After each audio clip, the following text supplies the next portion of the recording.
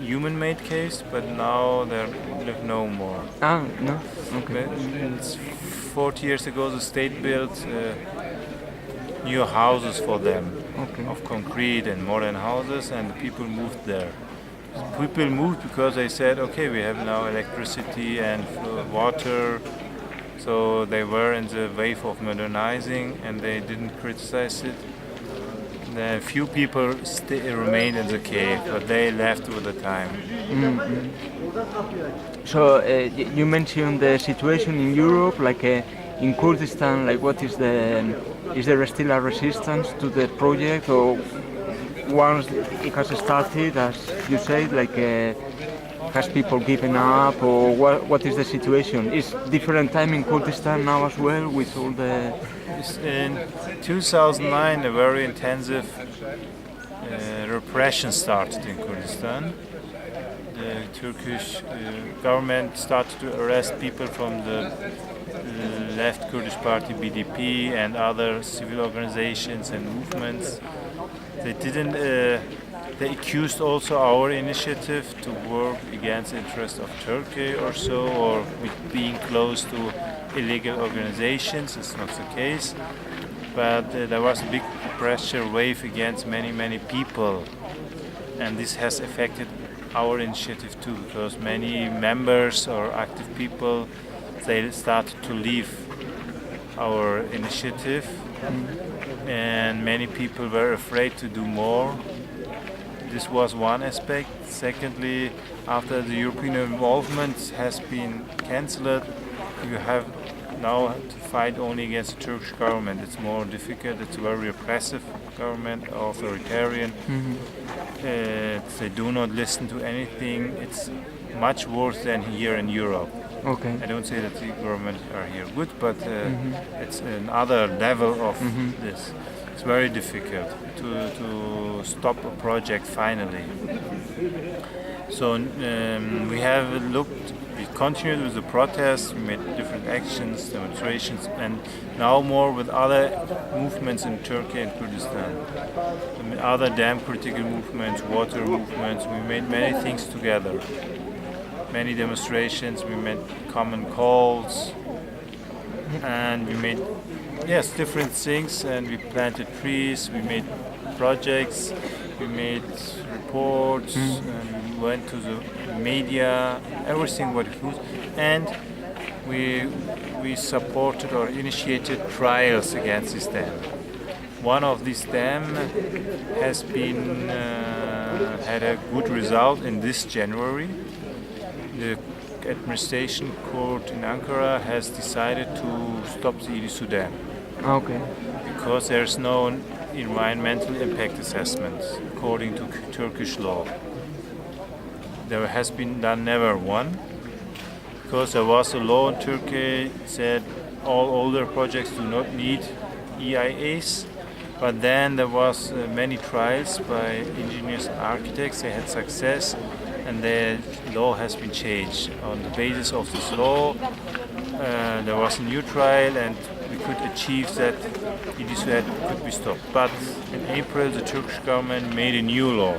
A new law to overcome this problem, because they didn't stop really the construction of the dam, didn't stop it fully, but they could not continue really with the construction of dam, because it's illegally, because people are looking and they're campaigning. And so they decided to make a new law which allows to continue with the construction, and then which also allows that you can continue with the construction and do the EIA. So they changed the law only because of Ilısu dam. That's what happened with the toys as well. They changed this is the government. Whenever you win a trial, they change the law.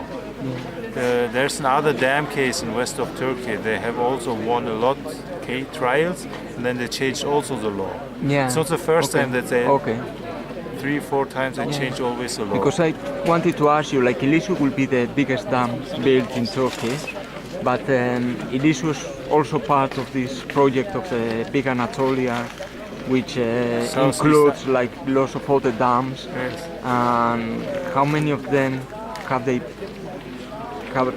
been built, or what is the experience with all Within the those, framework of the Southeastern Anatolia project, shortly GAP, 22 dams will be built, should be built, and 15 of them have been built already. 15. The biggest is Atatürk on the Euphrates River, but the biggest on the Tigris River is Ilısu. Ilısu is very important, and so most of the electricity is produced through GAP. And there's the second part of the project of GAP is irrigation. They want to irrigate 1.8 million hectare land. It's a huge amount for is this for industrial agriculture, or yes, industrial for big agriculture, companies? Yes, made by bigger companies and for export. It's not for their own interest, and they want to take a lot of water from the river. So 40-45% of the water from the two rivers will be taken if this is built. One of the other big points with Ilısu is that it will cut the current of the Tigris River into the neighboring countries of Syria and Iraq, and until now the Turkish government hasn't talked with these governments about the effects and so on. Has there been any movement from these other governments, or we know Syria is at war now, in civil war? Yes. One concern of this dam, one important concern, is also the impacts on Iraq and Syria, especially on Iraq.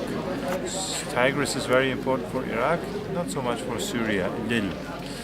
And there were talks in the past with the Syrian and Iraqi government, small talks, because of the conditions of the European governments, ECAs, between 2007 and 2009. There were some talks, but Turkey didn't inform them completely. Really, they were only talks. There's not a mutual agreement between the governments on the use of the rivers. And the problem, this is the first, let's say, legal problem. There's no equality between the three states. And the big problem for Iraq and Syria is that the irrigation and the drinking water supply comes from the Tigris mainly. So they made irrigation and agriculture only on the basis of irrigation with Tigris water. Otherwise they cannot do it, only in the Kurdistan part of Iraq. Other parts you cannot do any agriculture. And the drinking water comes from the river. It's so very, very important and crucial. It's a critical issue of life in Iraq, this river. Without Tigris, there's no life in Iraq. All the people had to leave. So this is a very existential issue for Iraq.